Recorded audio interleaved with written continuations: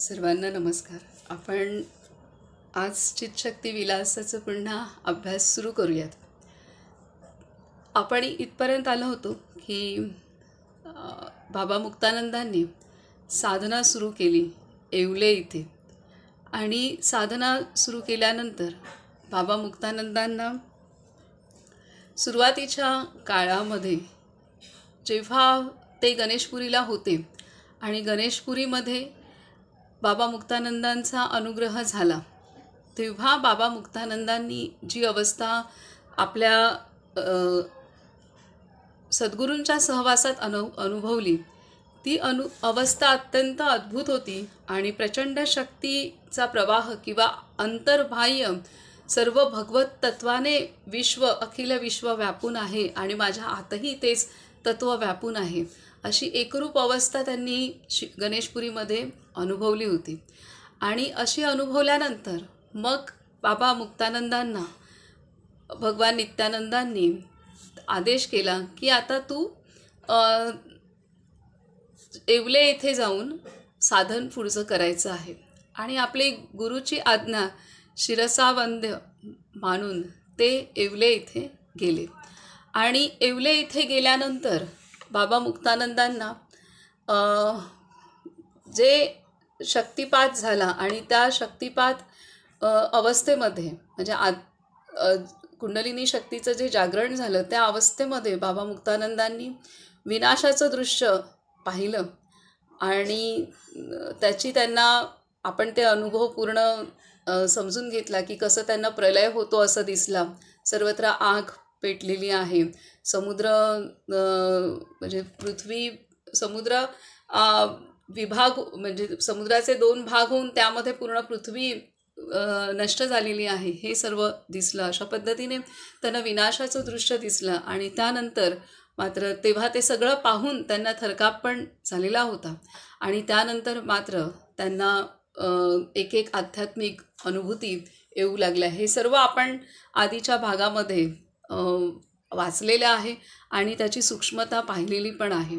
आणि त्यामध्येच मग बाबा मुक्तानंदांना कुंडलिनी शक्तीचं जागरण कसं होतं आणि त्यातून शरीरामध्ये काय परिवर्तन होत असतं, शरीरातल्या प्रत्येक पेशी आणि पेशीमध्ये कसं चैतन्याने ती भरून जाते आणि पूर्णतः स्पंदनं कशी अनुभवतात आणि म्हणजे जे व्हायब्रेशन्स आहेत ते कसे अनुभवले जातात हे सर्व सांगितलं. आणि त्यानुसार मग कुंडलिनी शक्ती कसं काम करते आणि तिचा प्रवाह कसा असतो की जी सुषुम्नाच्या मार्गामध्ये तिचं सुषुम्ना ही मुख्य नाडी आहे.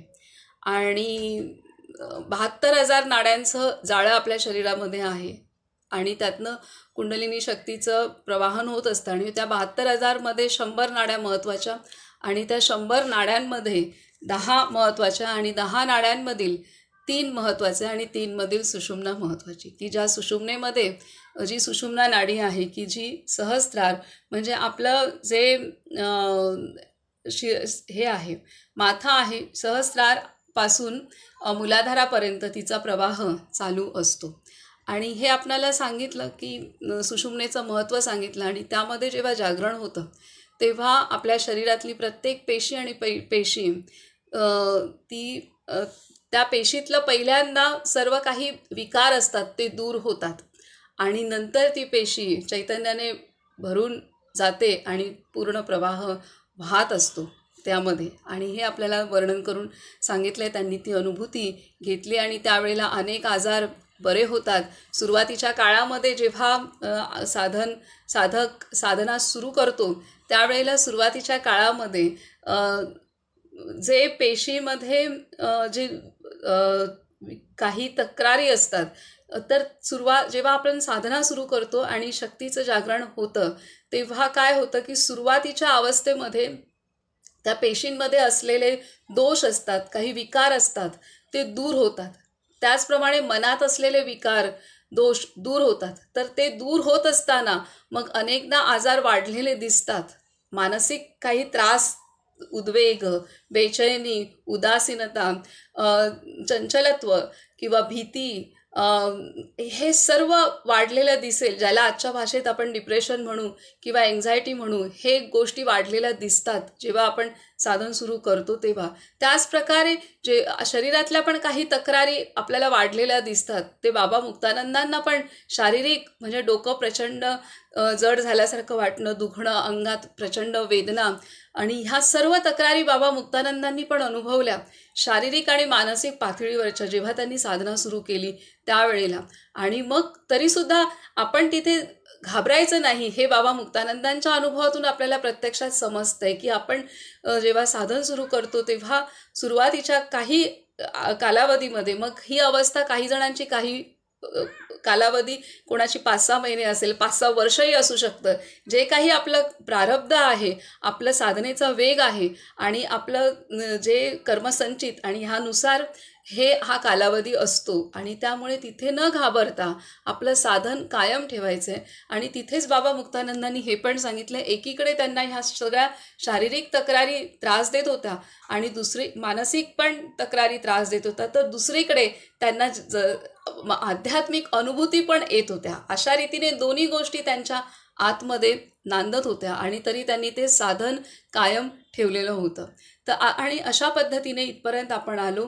आणि त्यानंतर मग बाबा मुक्तानंदांनी सांगितलेलं आहे की हळूहळू करत साधन स्थिर होऊ लागलं आणि स्थिर होत असताना एक एक अनुभूती उच्च उच्च येत असताना मग बाबा मुक्तानंदांना काही विकार सतावू लागले.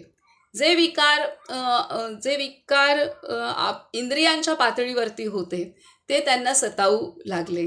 त्यामुळे आता इंद्रिय विकार म्हणजे जेव्हा साधन सुरू करतो तेव्हा शरीरातल्या पेशींमध्ये काय परिणाम होतो ते आपल्याला सांगितलं की त्याच्यात आधी दोष जे असतात ते निघून जातात, नंतर मग शरीराच्या पेशी मजबूत किंवा आरोग्य येतं.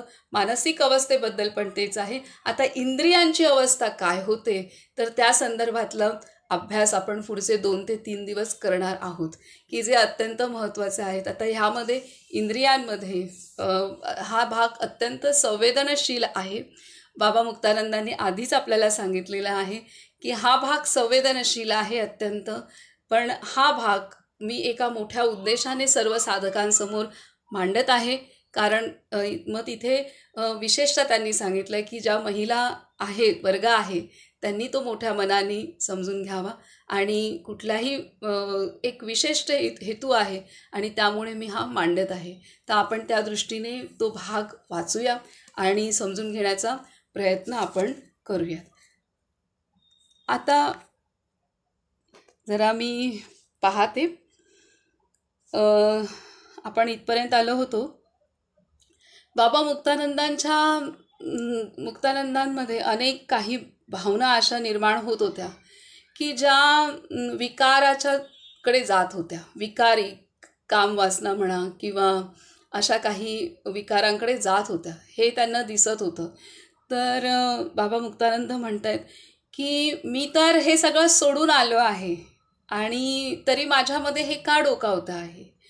बाकी जे गृहस्थ म्हणजे बाकी जे साधक भगवान नित्यानंदांकडे भेटायला येत होते म्हणजे त्यांच्या गुरूंकडे, तर त्यांना हे विकार सर्व काही सत्वत होते किंवा सगळं आहे.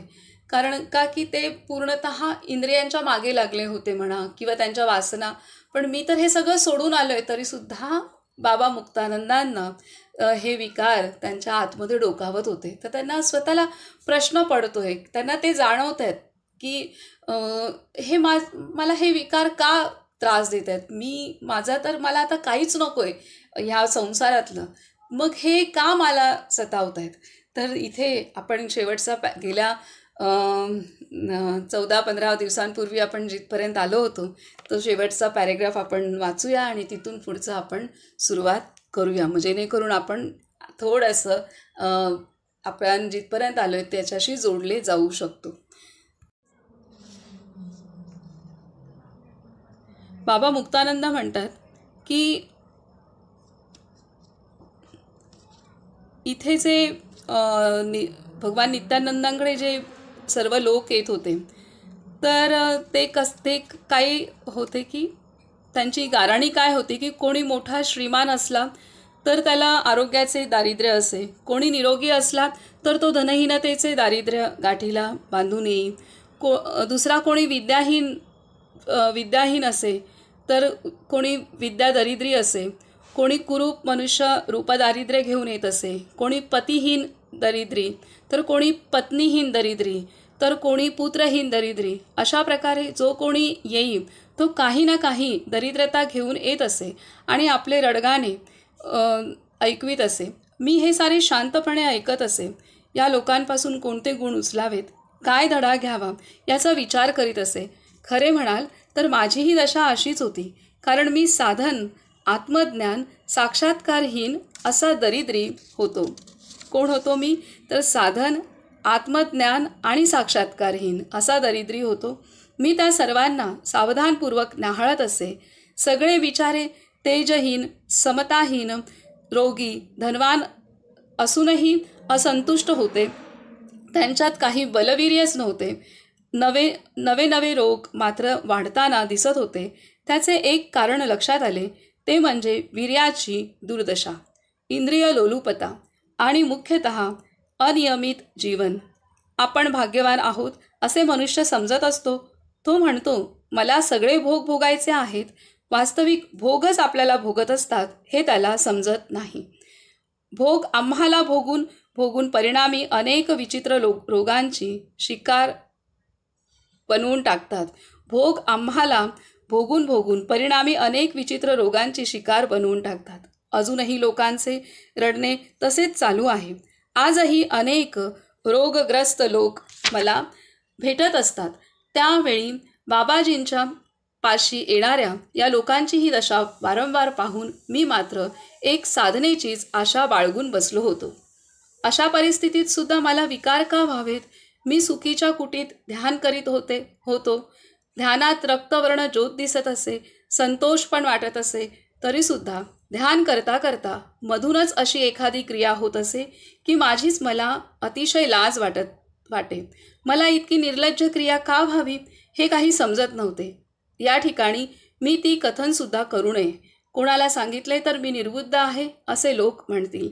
सामान्य संसारी लोकांना सांगितले तर आजकालचे संन्याशी असेच असतात. हरामाचे खातात, मग काय, यापेक्षा संसार बरा, त्यात निदान भोग भोगता भोगता परमार्थही साधता येतो असेच म्हणणे ऐकून घ्यावे लागेल. मी आता अगदी लज्जास्पद गोष्ट सांगणार आहे. ही घृणास्पद गोष्ट ऐकून माझ्या प्रिय मातृतुल्य, शक्तितुल्य माय बहिणींनी कृपा करून माझ्यावर रागावू नये. मला आशीर्वाद देऊन मी असे का सांगतो आहे याचे कारण आणि प्रयोजन नीट ध्यानात घ्यावे. प्रिय वाचकांनी आणि इतर साधक मंडळींनीही हे लिहिण्याची आवश्यकता लक्षात घ्यावी. आता पुढचा फार संवेदनक्षम भाग आहे. आपण कुठल्याही वयाचे स्त्री पुरुष का असेनात, परंतु आपला जन्म हा ज्या कामभावनेतून झालेला आहे, तर त्या कामभावनेच्या संदर्भात बाबा मुक्तानंद व्यक्त करत आहेत. कारण आपल्या जन्माची योनीच ती, म्हणजे आपल्या शरीराचा जन्म जो आहे तो जन्म ज्या कामभावनेतून आलेला आहे तर तो पिछा सोडतच नसतो. ही गोष्ट आहे. कारण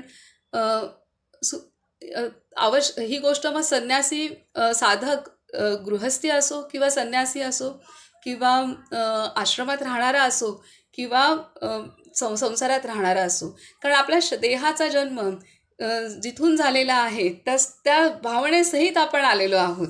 तर ही गोष्ट आहे. आणि ह्या संदर्भात म्हणून हे संवेदनक्षम भाग पुढचा असणार आहे. आणि इथे बाबा मुक्तानंद सांगत आहेत की भगवान नित्यानंदांकडे जे जे येत होते साधक, ते साधकांमध्ये जे दारिद्र्य होतं, कोणाला मूल नसेल, कोणाला पती नसेल, पत्नी नसेल समजा, किंवा कोणाला काही धन संपत्तीचं दारिद्र्य असेल, शिक्षणाचं असेल, असं सर्व होतं.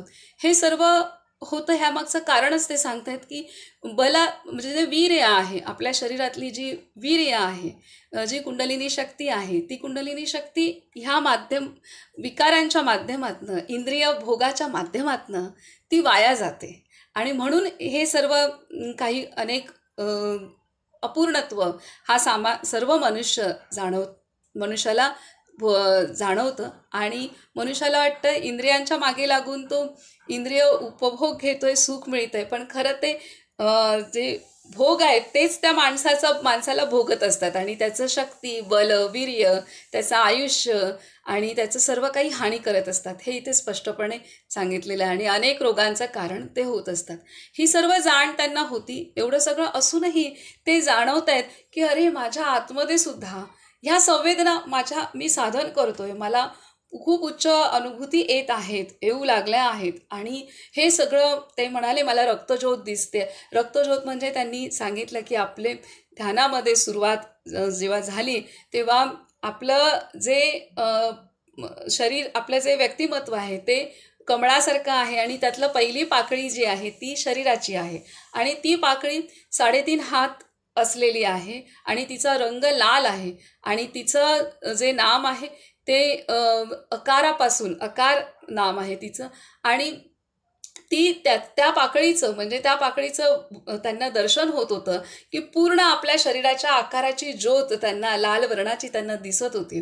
म्हणजे इथपर्यंत त्यांनी अवस्था साधनेला सुरुवात केल्यानंतर गाठली होती आणि हे सगळं एका बाजूला आहे चालू आणि त्याच वेळेला त्यांना दुसऱ्या बाजूला जाणवत आहे की त्यांच्या शरीरात, इंद्रियांमध्ये अशा काही क्रिया होत आहेत की ज्या सांगणंही अवघड आहे. तर तिथे आता काय होत असतील ह्या संदर्भात, इंद्रियांच्या संदर्भात जे व्यक्त करू शकत नाही त्या पद्धतीने त्यांना काही क्रिया होत असतील आणि हे उघडपणे त्यांनी दिलं आहे.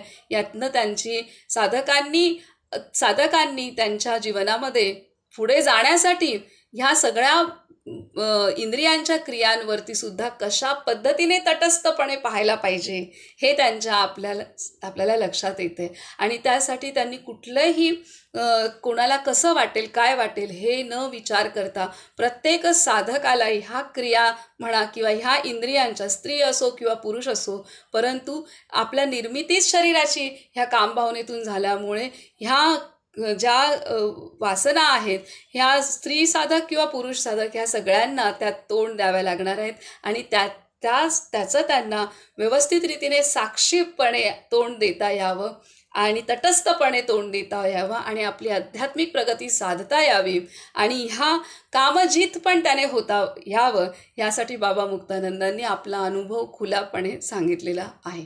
अर्थात त्यांच्या शरीरात होणाऱ्या क्रिया ज्या त्या इंद्रियांच्या दुसार आहेत त्यासुद्धा खूप मोठ्या आध्यात्मिक पातळीवरच्या आहेत. हे नंतर आपल्याला उलगडणार आहेत. त्या सामान्य क्रिया नव्हत्या. त्यांच्या इंद्रियांच्या ज्या कामभावनेच्या इंद्रियांच्या क्रिया पण त्यांच्या सामान्य नव्हत्या हे आपल्याला नंतर उलगडणार आहे. फक्त आपण मोठ्या मनाने ते ऐकू, वाचताना पण मला थोडं अवघड आहे तरीसुद्धा आपल्या कल्याणार्थ त्यांनी एवढी गुह्य सूक्ष्म गोष्ट जगाच्या समोर मांडली आहे. हे आपल्यावर केलेले उपकार आहेत. तर आपण त्या दृष्टीने पुढचा भाग आज वाचायला सुरुवात करूया आणि आजपासून पुढचं वाचन आपलं आत्तापासून पुढे सुरू होते. आता आजपासून नवीन वाचन सुरू होतं आहे म्हणजे गेलाच विषय पुढे सुरू होते. आता बाबा मुक्तानंद म्हणत आहेत की ध्यानात बसताच मला त्या रक्तवर्णाच्या दिव्य ज्योतीचे दर्शन होत असे. एक प्रकारचा भाव निर्माण होत असे. मी डोलायचा, उड्या मारायचा, हलायचा, फिरायचा, श्री गुरूंची महापूजा करायचा. अशा रीतीने अंतर्यामी गुरुध्यान, बाहेरही गुरुध्यान करता करता गुरु ओम जपता जपता श्री गुरु भावात तन्मय होऊन आनंदित होताच ज्याला विषय ध्यान किंवा लोलुपता ध्यान म्हणतात ते अनर्थकारक ध्यान होऊ लागले. शिशी त्यावेळीसुद्धा रक्तज्योत दिसत असे, पण तिच्या रंगात काहीतरी बदल होत असे. प्रभात समयी पूर्व दिशेला दिसणाऱ्या अतिशय कोमल गुलाबी किरणांसारखी चमकणारी ज्योत पुरी औट हात दिसू लागे. असे झाले की ध्यानातली प्रेममस्ती नष्ट होत असे. नित्यानंद भाव नाहीसा होत असे. गुरु महापूजाही राहत नसे. गुरु ओम मंत्रसुद्धा राहत नसे. आतापर्यंत कुठेतरी लपून बसलेला कामभाव पूर्ण जागा होत असे आणि तो सुद्धा इतका जागृत होई की एका मांसमय इंद्रियात एवढे बळ कुठून आले या विचाराने मी अगदी कासावीस होत असे. इंद्रिय अत्यंत जोराने उसळत असे.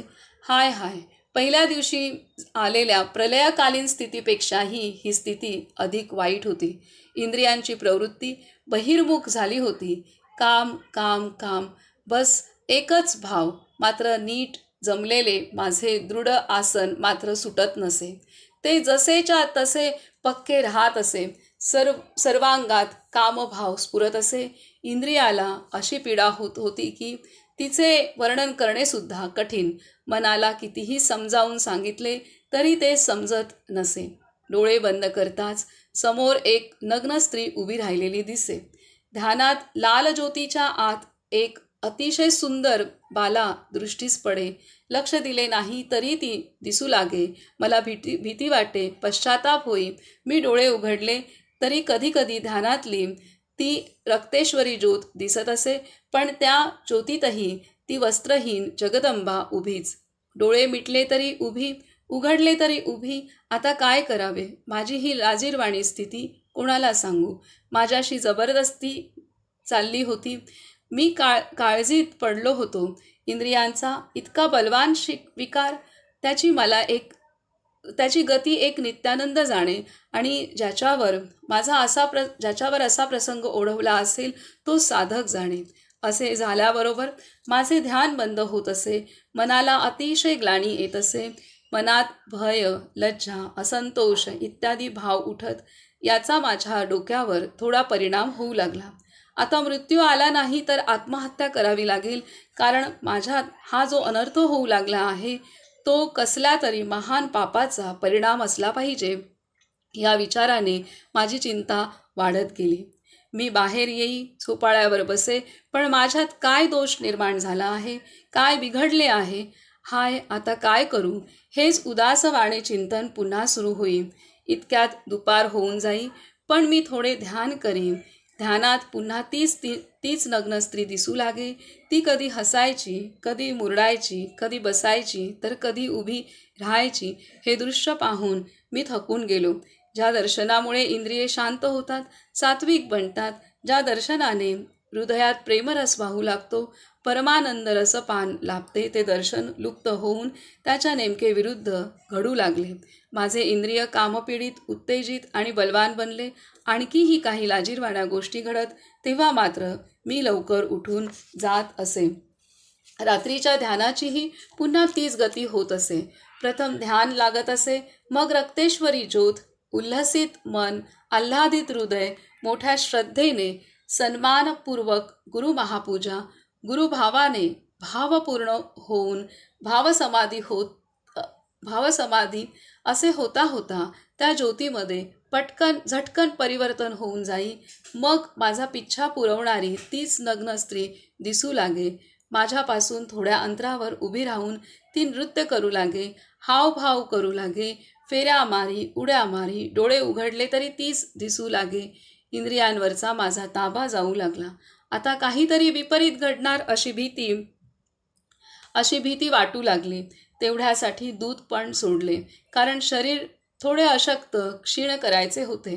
फक्त थोडे पाणी पीत असे. मन उदास असल्यामुळे रात्री बराच वेळ झोप येत नसे. मनातल्या मनात नित्यानंद भगवानांचे ध्यान करीत असे. गणेशपुरीची आठवण करीत असे. नमस्कार करून मग झोपी जात असे. पहाटे लवकर उठत असे. 3 वाजता कधी स्नान करून तर कधी हात पाय स्वच्छ धुवून अभिमंत्रित विभूती सर्वांगाला लावून ध्यानाला बसत असे. बसताच ध्यानक्रिया सुरू होत. औट हात रक्तज्योती लगेच प्रगट होत असे. श्री गुरुची पूर्ण महापूजा होत असे. थोड्याच वेळात भावसमाधी लागते न लागते तोच ते कामस्मरण. ती नंगी भवानी माझा पिच्छा पुरवायला समोर उभी राहायची. आता ती जास्तच पीडा देऊ लागली. मात्र ती एकच पीडा. दुसरा कोणत्याही बाबतीत तिने त्रास दिला नाही. माझ्या एक पवित्र व्रतावर तिची नजर होती. न बोलावताही ती विचित्र स्त्री कुठून येत होती कुणास ठाऊक. आता इथे त्यांनी दिलेलं आहे की त्यांना जेव्हा ध्यान सुरू झालं. सुवर्णलताताई, माईक बंद करा प्लीज.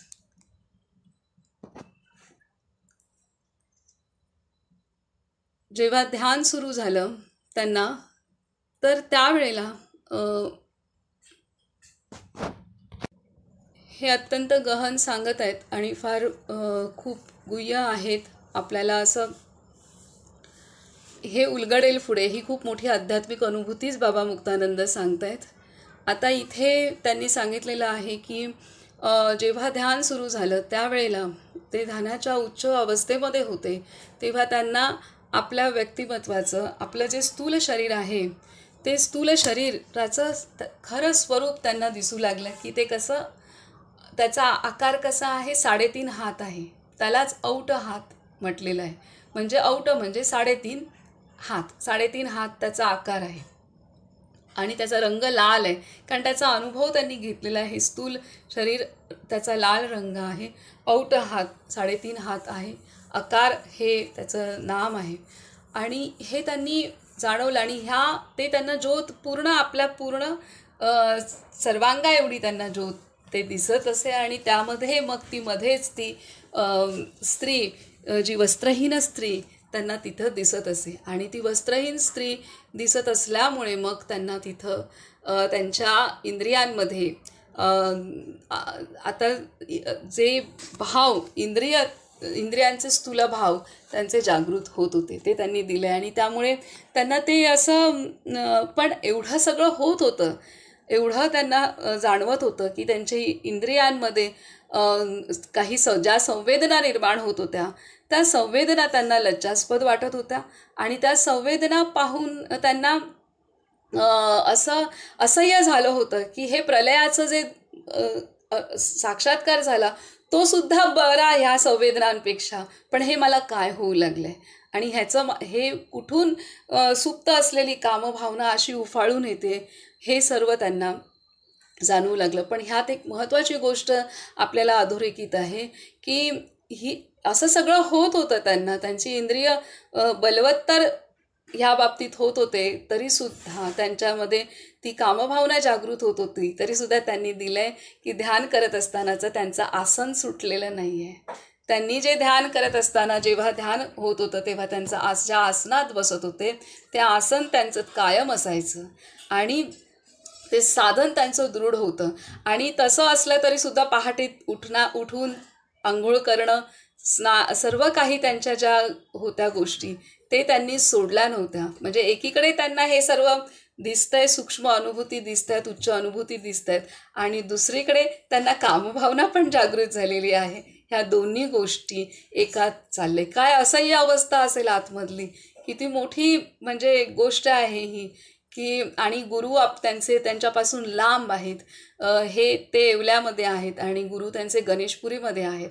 तर त्यामुळे जेव्हा जेव्हा त्यांना असे हा विकार बलवत्तर होत होता तेव्हा मग ते गुरूंची आठवण करत होते, गणेशपुरीची आठवण करत होते. आणि त्यांनी मग त्यांचा आहार कमी केला, दूध पिणं सोडलं. हे सगळं त्यांनी केलं की कृश होणं किंवा त्यावेळेला तरी आपल्या वासना ह्या कमी होतील असे त्यांनी आहारातनं पण प्रयत्न केले. तर आता पुढे वाचूयात. पुढे ते म्हणत आहेत, प्रत्येकाच्या मागे कुणीतरी स्त्री असते. प्रत्येकाच्या मागे कुणीतरी स्त्री असते. प्रत्येक स्त्री कशासाठी तरी छळत असते. कोणी अन्नासाठी छळते, तर कोणी कपड्यासाठी रण माजवते. एखादी सोन्याच्या दागदागिन्यांसाठी हटून बसते, तर एखादी आपल्या नवऱ्याला त्याच्या नातलगांपासून फोडण्याचे कारस्थान करीत असते. एखादी तर नवऱ्याला मित्र किंवा साधू संत यांच्यापासूनही दूर राहण्याचा हट्ट धरून बसते. एखादी आपल्या वाकताडनाने नवऱ्याला जिवंतपणेच मृतवत करून टाकते. वाकताडनाने बोलण्यातनं असं घायाळ करून सोडते की जिवंतपणेच, म्हणजे त्या स्त्रीच्या पुढे त्या पुरुषाचा काहीही चालत नाही, तिच्या बोलण्यापुढे सुद्धा. तर किती छान शब्द वापरले. वाकताडनाने नवऱ्याला जिवंतपणेच मृतवत करून टाकते. तुमच्या हातात हात दिला म्हणून माझी अशी दशा झाली. माझ्या बापाचे माझ्यावर किती प्रेम होते. रोज दुधाची आंघोळ, प्यायला तूप, फिरायला विमान, पण तुम्ही दरिद्री पडलात ना पदरात. तुमचा हात धरला आणि दुःखी झाले. असे बोलून पतिदेवांना वेड लागायची पाळी आणते. अशा स्त्रीमध्ये खरे स्त्रीत्व नसते. असो, स्त्रियांचे सर्व त्यांनी प्रकार दिलेत आणि त्यांना ही स्त्री दिसत होती, त्या ज्योतीमध्ये ही नग्न स्त्री दिसत होती आणि पण ते सांगतायत की तिने असा कुठला त्रास दिला नव्हता, पण माझ्या आतमध्ये कामभावना निर्माण होत होती, पण ती स्वतःहून काही त्रास कुठला देत नव्हते. त्या संदर्भात देतात की स्त्रिया काय काय त्रास कुठल्या कुठल्या पद्धतीचे देत असतात, तर तसा तिने दिलं नव्हता. तर पुढे म्हणतात, ती जगदंबा सन्मानाने निमंत्रण दिले नाही तरी न आगंतुकपणे समोर येत असते. आता ती जगदंबा त्या ज्योतीमध्ये त्यांना दिसत आहे ती स्त्री, तर सांगतायत ते ती जगदंबा सन्मानाने निमंत्रण दिले नाही तरी न आगंतुकपणे समोर येत होती. मी तिला बोलवत नव्हतो तरीसुद्धा ती त्या ज्योतीमध्ये दिसत होती. काहीही मागत नसे म्हणजे बाकी ज्या स्त्रिया सर्व काही मागतात ते ती काही मागत नव्हती. काही मागत नसे, केवळ माझे ध्यान भंग करीत असे, इंद्रियांत विकार निर्माण करीत असे, माझे व्रत पूर्ण नष्ट करण्याचा प्रयत्न करीत असे. काय कठीण अवस्था! माझ्या जीवनातला हा मोठा दुःखपूर्ण प्रसंग होता. असा त्रास मला कधीच झाला नव्हता. थोड्या वेळातच माझे ध्यान भंग होऊन जाई. मी बाहेर येऊन माझ्या रोजच्या खाटेवर शांत बसत असे. काय करावे, या महान संकटातून कसे वाचावे याचा विचार करीत बसे. आता दुःख, चिंता आणि थोडासा वेडसरपणा वाढू लागला. मी उदास होऊन बसे. स्त्रियांची मला फार भीती वाटू लागली. धैर्य नष्ट झाले. माझ्या हातून आता काही वेडावाकडा स्वैराचार तर होणार नाही ना, अशी भीती निर्माण झाली. पूर्वीच्या काळी योगभ्रष्ट, पथभ्रष्ट आणि कर्मनष्ट झालेल्या साधकांच्या गोष्टींची पुन्हा पुन्हा आठवण येऊ लागली.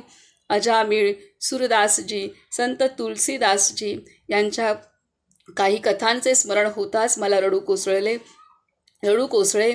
कामराजाच्या प्रबळ वेगाने मी घाबरून जात असे. सिद्धासन पूर्ण सिद्ध करून, इंद्रिय पूर्ण निकामी करून टाकले होते तरीही त्या इंद्रियात पुन्हा जीव आला होता. काय म्हणतायत, सिद्धासन पूर्ण सिद्ध करून इंद्रिय पूर्ण निकामी करून टाकले होते तरीही त्या इंद्रियात पुन्हा जीव आला होता. आश्चर्य! मला ती पुराणी कथा आठवली. त्या महर्षी पराशराने नावेत काय प्रकार केला होता, अशा प्रकारच्या अनेक घटना आठवू लागत आणि मग मन क्षुब्ध होऊन जाई. मध्यान्ह काळाच्या ध्यानात सुद्धा विकार वाढत असे. मी राहत असे. तिथल्या मालकांची पत्नी माझा स्वयंपाक करीत असे. मी त्यांना सांगून टाकले की माझे जेवण कोणीतरी पुरुषाला बनवायला सांगा, कोणाही स्त्रीला नको. आता फक्त थोडासा भातच खाऊ लागलो. भाजी खाणे सोडून दिले.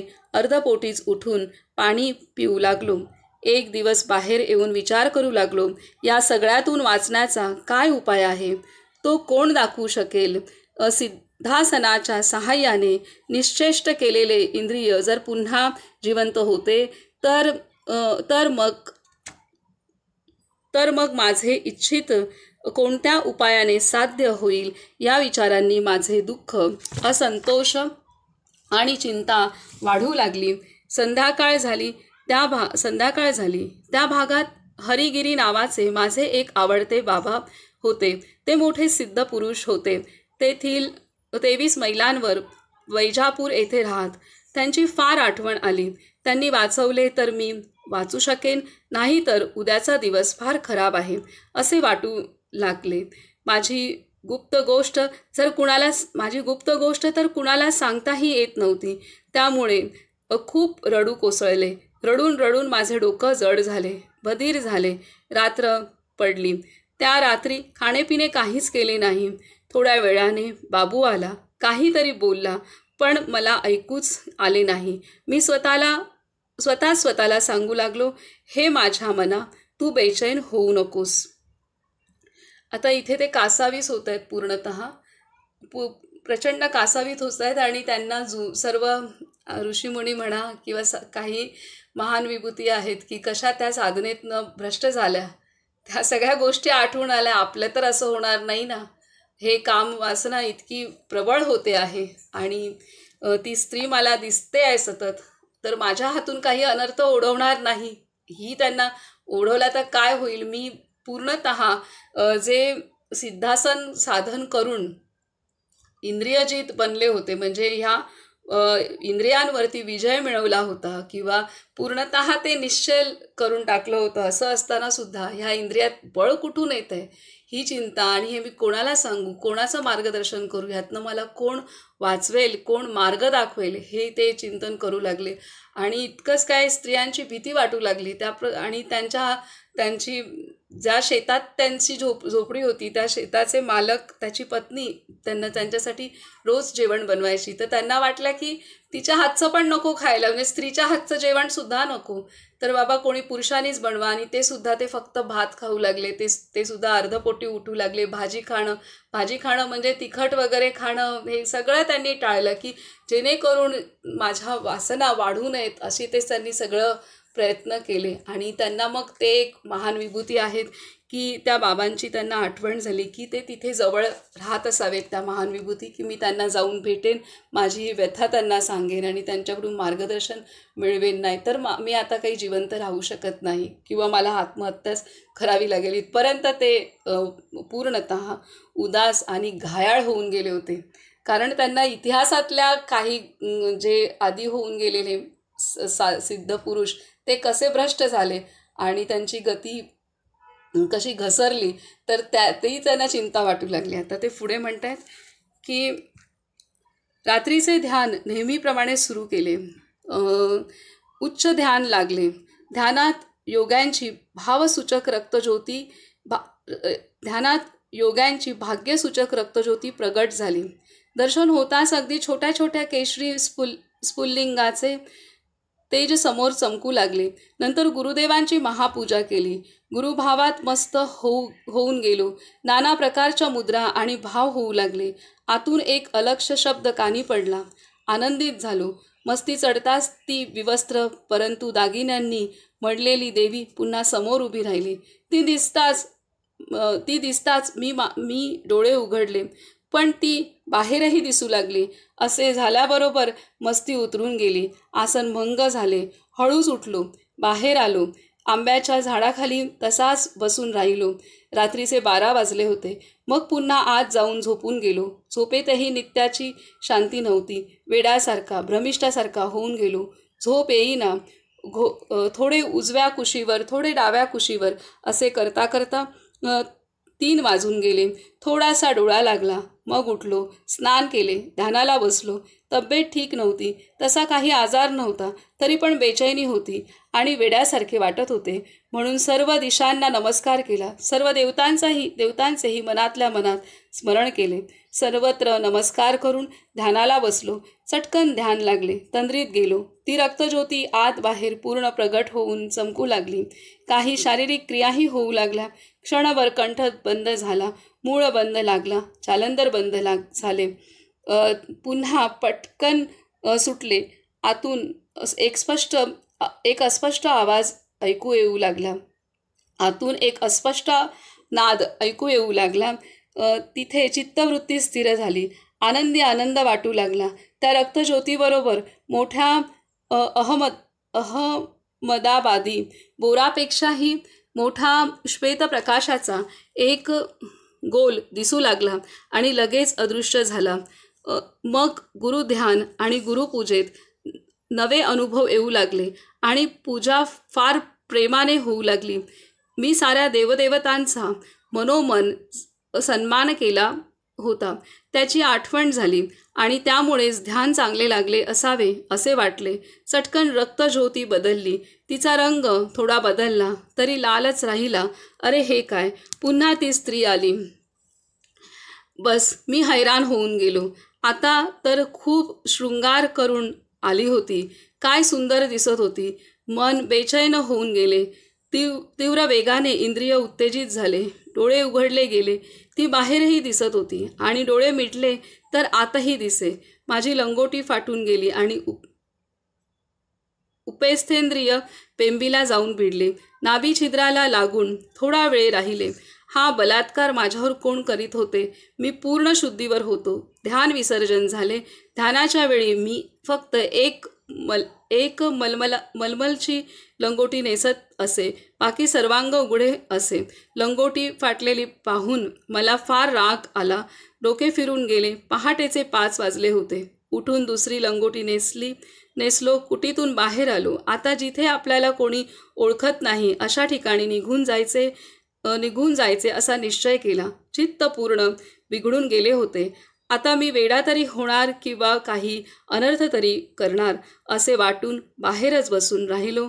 माझ्याकडून घडलेल्या कृत्याची आठवण येऊन चिंता वाटू लागली. अशा रीतीने हे अत्यंत हे सांगितलेलं आहे की सतत तेच म्हणजे रक्तज्योत दिसते, गुरुध्यान होतं आहे. आणि आता त्या स्त्री जी नग्नच स्त्री दिसत होती, तर ती दागिन्यांनी मढलेली पण त्यांना दिसू लागली. आणि ती दिसू लागली, परंतु ती दिसते म्हटल्यानंतर ते बेचैन होत होते आणि त्यांची इंद्रियांमध्ये स्फुरण होत होतं.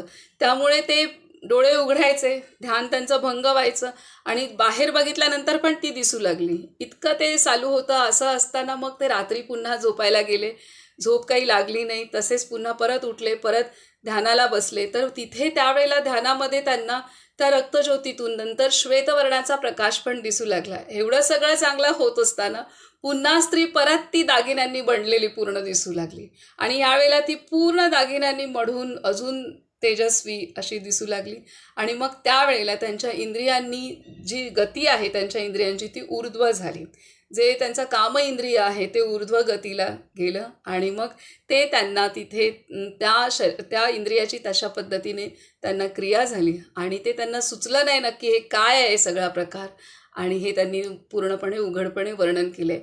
ही खूप मोठी आध्यात्मिक क्रिया त्यांच्या शरीरात झाली होती, पण त्यांना ते तेव्हा माहीत नव्हतं आणि त्यामुळे त्यांना ते अत्यंत बेचैन होऊन गेले. आता त्या संदर्भातलं एक पुढचं वाचून आपण थांबू. पहाट झाली. आता हे सगळं ही क्रिया झाली, त्या इंद्रियांचं त्यांचं ऊर्ध्व क्रिया झालेली आहे आणि त्यांना असं झालं की माझ्याकडून घडलेल्या कृत्याची आठवण येऊन चिंता वाटू लागली. आता ह्या ज्या क्रिया घडल्या, विशेष महत्त्व आहे की ह्या ज्या क्रिया घडल्या ह्या योगिक क्रिया आहेत. ह्या त्यांनी केलेल्या क्रिया नाही आहेत की मनात भावना आल्या आणि त्याच्यानंतर सर्वांगातून उत्तेजना आली आणि म्हणून ते इंद्रियांनी क्रिया केली, असं नाही आहे. तर ह्या क्रिया घडत असताना त्यांचा जो मूलबंध आहे की जे मूलाधाराचं केंद्र आहे तर तिथे तो बंध लागलेला आहे. त्याच्यानंतर त्यांचा जालंधर बंध आहे, म्हणजे इथे जी हनुवटी आहे ती त्यांची इथं लागणं, जो गळ्याचा हा खड्डा आहे तिथं लागणं आणि ह्या सगळ्या घटना ह्या योगिक क्रियेच्या माध्यमातून त्यांचं ते काम इंद्रियची गती त्या पद्धतीने झालेली आहे.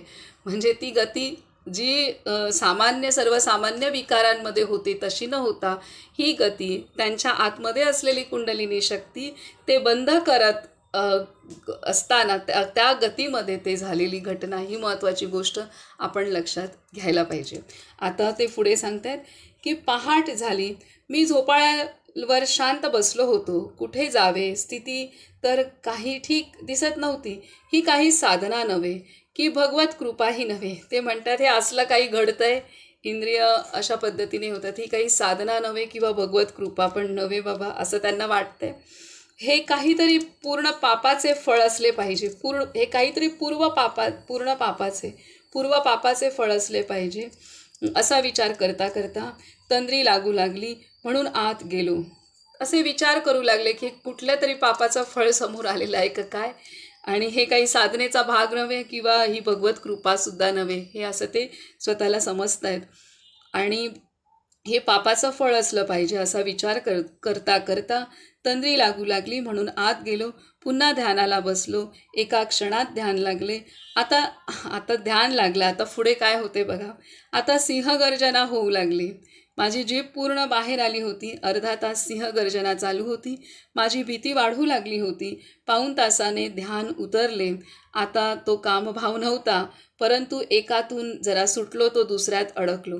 आकाशातून पडला आणि खजुराच्या झाडात अडकला, अशी एक म्हण आहे. आता सिंहभावामुळे मनाची ग्लानी अधिकच वाढली. आता मात्र इथून निघून गेलेच पाहिजे असा निश्चय केला. वास्तविक या अनेक प्रकारच्या भावावस्था सिद्ध कृपेने होणाऱ्या दिव्य क्रिया होत्या, परंतु हे ठाऊक नसल्यामुळे सुखाच्या ऐवजी भ्रांती निर्माण झाली होती. असो, आता इथे त्यांना हे झालंय, त्यानंतर पुन्हा ध्यान करू लागले आणि नंतर त्यांना सिंहगर्जना होऊ लागली. आणि सिंहगर्जना मग ते म्हणतात आता हे काय भलतंच आहे, म्हणजे ध्यानामध्ये त्यांच्या आतून सिंहगर्जना होणं. तर हे सगळे वेगवेगळे असे प्रकार होऊ लागले. आणि आता पुढे ते म्हणतात, थोड्या वेळाने माझ्या बगीचात एक टांगा येताना दिसला. पुढे टांगेवाला बसला होता. मागे कोण बसले होते ते दिसत नव्हते. टांगा आंब्याच्या झाडाजवळ येऊन थांबला. त्यातून कोणीतरी उतरले. बघतो तर हरिगिरी बाबा. ते तर महान सिद्धयोगी आणि मोठे विचित्र अवधूत होते. त्यांना पाहून मला आनंद झाला. मी झोपाळ्यावरून उठून उभा राहिलो. त्यांनी लांबूनच हाका मारायला सुरुवात केली. ए राजा, अहो महाराजा, ओ स्वामी, उठा उठा. आता जे हरिगिरी बाबांची त्यांना आठवण झाली होती की मला अशा क्रिया शरीरात होत आहेत, मी कोणाला सांगू, कोणाला विचारू, अशा लज्जास्पद क्रिया होत आहेत आणि मला त्या असह्य होत आहेत. तर कोणाचं मार्गदर्शन घ्यावं हे त्यांच्या मनात जेव्हा आलं होतं, तेव्हा त्यांना त्या स्थानामध्ये जे आता ज्या येवलेच्या जवळच असलेल्या भागामध्ये हे हरिगिरी बाबा नावाचे महान विभूती होते, तर त्यांना त्यांची आठवण झाली होती, पण ते गेले नव्हते. तर आता जेव्हा त्यांची ही त्या कामइंद्रियांमध्ये जी ऊर्ध्वगतीची क्रिया झाली, त्यानंतर नंतर पुन्हा त्यांना जे ध्यान लागलं आणि नंतर सिंहगर्जना हे अनुभव येऊ लागले आणि त्यानंतर हे हरिगिरी बाबा स्वतःच त्यांच्याकडे आलेले आहेत. आता ते सांगतायत ते स्वतःच त्यांच्या इथे आले आणि आल्यानंतर काय म्हणतायत, ए राजा, अहो महाराजा, ओ स्वामी, उठा उठा, असे म्हणत ते खळून हसू लागले. ते एक पूर्ण सर्वज्ञ महात्मा होते. सतत हसतच राहत असत. पायात उत्तम जोडे, एकावर 2-4 कोट आणि डोक्याला रंगीत साफा, अशा वेशात नदीकाठी फिरत राहत. भूक लागली की असतील तिथे कोणाकडेही द्या हो, थोडं खायला द्या हो, असे म्हणून भोजन मागून घेत. भोजन होऊन हातांवर पाणी पडले की तडक चालू लागत. ते पिशाच्च वृत्तीचे महात्मे होते. ते नदीच्या पात्रातले छोटे छोटे गोल गोटे गोळा करीत एकेका गोट्याकडे टक लावून पाहात आणि म्हणत, हा मंगल, तुझी किंमत 2 लाख, असे स्वतःशीच बडबडत एकटेच फिरत राहत. फार वेगाने चालत रात्री 2 वाजता नदी किनारी जात, पहाटे परत येत.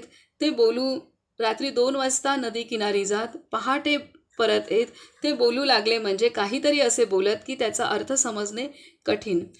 तर असे हरिगिरी बाबा जे विचित्र महान विभूती होत्या आणि असे ते त्यांना स्वतःहून भेटायला आले. आता ते काय म्हणतात की हरिगिरी बाबा पुढे आले. मी त्यांना नमस्कार केला. हरिगिरी बाबांवर माझे फार प्रेम होते. ते सुद्धा माझ्यावर फार प्रेम करीत. मी म्हटले, बाबा, माझी दुर्दशा होऊन गेली आहे. माझी स्थिती काही ठीक नाही. ते म्हणाले, मला माहीत आहे. 2 रुपये देशील तर सांगतो. आता ते सांगतायत की मला तुझी स्थिती माहिती आहे, मला फक्त 2 रुपये दे, मी तुला सांगतो काय झालंय ते. मला त्यांचा थट्टेखोर स्वभाव माहीत होता. ते कधीही आले आणि त्यांना काही प्रश्न विचारला की आधी पैसे मागत. आत्ता पण मागितले. मी 2 रुपये दिले. हरिगिरी बाबा मराठीत बोलत असत. ते म्हणाले, अरे महाराजा, तुझी गती चांगली आहे. तुझे चांगले होणार आहे. तू देव बनशील.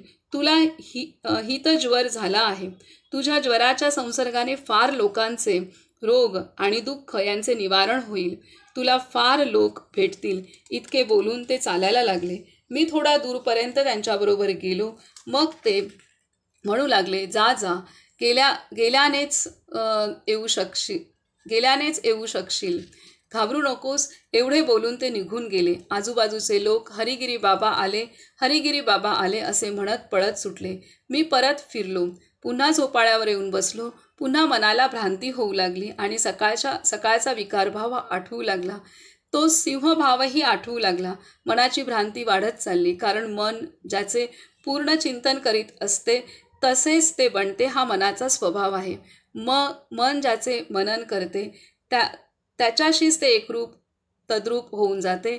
माझे एक आवडते काव्य आहे. आता इथं आपण थांबू आज. तर इथे त्यांना ज्या क्रिया झाल्या त्या सर्व क्रिया ह्या अत्यंत तळमळत वाढवणाऱ्या होत्या. फक्त आज त्या क्रिया त्यांनी पूर्णपणे सांगितल्या, हे आपण पूर्ण केलं. हा मोठा संवेदनक्षम भाग होता ह्या पूर्ण ग्रंथातला.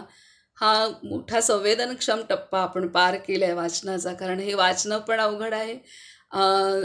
एकांत आपण एकटाच वाचू तो गोष्ट वेगळी आहे, पण सर्वजण असताना तसं वाचन अवघड आहे. परंतु किंवा ऐकणंही सर्वत्र एकत्र असताना तसं अवघड आहे. परंतु एवढ्या महान विभूतीने हे विश्वाला दिलेलं खूप मोठं देणं आहे की काय घडतं.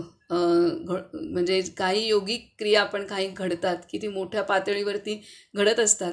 आणि त्यांना हे माहीत नव्हतं की ह्या योगिक क्रिया आहेत.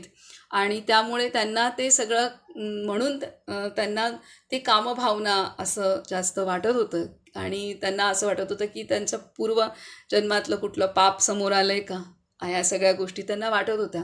आणि असं असतानाच समोरून जवळ असलेली महान विभूती त्या भागातली जी हरिगिरी बाबा आहेत, ते समोरूनच त्यांना भेटायला येतात. आणि त्यांना येऊन त्यांचं सांत्वना केलेलं आहे की तुला काय होतं हे सर्व मला माहीत आहे, तू काळजी करू नकोस, तू मोठा देव होशील आणि तुझ्याकडून अनेकांचं कल्याण होणार आहे, हे त्यांना आश्वासन देतात. बरं, एवढंच सांगितलं, अजून पुढे काही सांगितलेलं नाही आहे. हे एवढ्या मोठ्या तपस्येतनं ह्या महान विभूतींना जावं लागतं.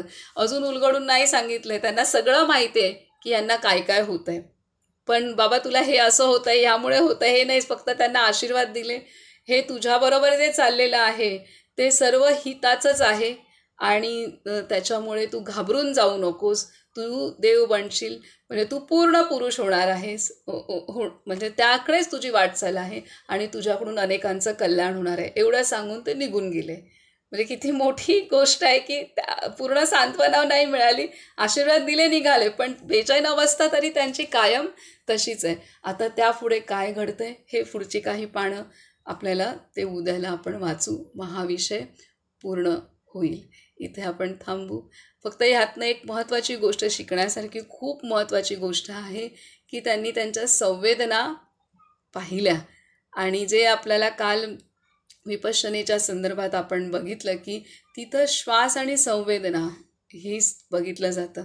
तर एका बाजूने ध्यान चालू असताना बाबा मुक्तानंदांनी त्यांच्या संवेदनाकडे, म्हणजे आतमध्ये त्यांच्या शरीरात, मनात, त्यांच्या शक्तीमध्ये काय बदल होत आहेत हे सर्व त्यांनी त्याचंसुद्धा ते भान ठेवत होते. आणि ते त्यांना जाणवत होत्या, त्याच्याकडे त्यांचं लक्ष होतं. आणि त्या संवेदना त्यांनी पूर्णपणे जगाला वाटल्या पण आहेत की मला हे जाणवलं, हे होतं. आणि त्यावर त्यांनी काम केलेलं आहे. आणि हेच महत्त्वाचं आहे. साधकाने आपल्या संवेदनांवरती काम केलं तर त्याची आध्यात्मिक प्रगती खूप मोठी होऊ शकते. नाही तर एकीकडे कुठल्याही पद्धतीची ध्यानधारणा का करेना, पण एकीकडे आतमध्ये रागाची संवेदना आहे, तर त्या संवेदनेवरती तो जर त्याच्यावर काम करत नसेल तर काही उपयोग नाही आहे. किंवा त्याच्यावरती वाढवणारच काम करत असेल तर मग कुठलंही ध्यान फलीभूत होऊ शकत नाही. त्यामुळे आपण ध्यान करत असताना, ध्यान झाल्यानंतरही आपल्या आतमध्ये कुठल्या कुठल्या संवेदना काम करतात त्याच्याकडे तटस्थपणे पाहणं गरजेचं आहे. आता इतकं त्यांचं इंद्रिय बलवत्तर होत होतं तरीसुद्धा त्यांनी स्त्रियांपासून ते दूर हे केलं, स्त्रियांच्या हातचं खाण्याचं पण टाळलं. तर हे त्यांनी त्या संवेदनेकडे त्या पद्धतीने त्यांना व्यवस्थितपणे जपलं त्यांनी स्वतःला. इथं काही होऊ शकतं. आणि अनेक जे ऋषीमुनी आहेत किंवा अनेक अशा प्रकारचे साधुसंत ह्याच्यात भ्रष्ट पण झालेत की जेव्हा अशी कुंडलिनी शक्ती अशा पद्धतीने क्रिया करते तर तेव्हा अनेक जण भ्रष्ट झालेले आहेत. तर इथे आपल्याला शिकण्यासारखं आहे की त्यांनी त्यांच्या त्या कामभावना, त्या इंद्रियांच्या क्रियेकडे, कामभावनेकडे सुद्धा तटस्थपणे पाहिलेलं आहे. तटस्थपणे पाहिले, त्याला त्याच्यात गुंतून नाही गेले. ते इंद्रिय दाखवते म्हणून त्यांनी स्वतःहून क्रिया केल्या नाही आहेत कुठल्याही, त्याच्यात ते वाहून नाही गेलेले आहेत किंवा त्यांनी तटस्थपणे पाहिले, त्यामुळेच ते इतक्या तटस्थपणे लिहू शकतात आणि त्यामुळेच त्यांनी आध्यात्मिक उंचीसुद्धा गाठलेली आहे खूप मोठी. हे इथे आपल्याला सर्वांना शिकण्यासारखं आहे. मग ती संवेदना कुठली का असेना, ती रागाची असू शकते, लोभाची असू शकते, द्वेषाची, कुठली का असेना, पण तटस्थपणे पाहता येणं, साक्षी दृष्टीने पाहता येणं प्रत्येक आपल्या संवेदनेकडे. महत्त्वाचं म्हणजे इतरांच्या पेक्षा स्वतःच्या संवेदनेकडे पाहता येणं हे गरजेचं आहे आणि हेच मोठं अध्यात्म आहे. इथं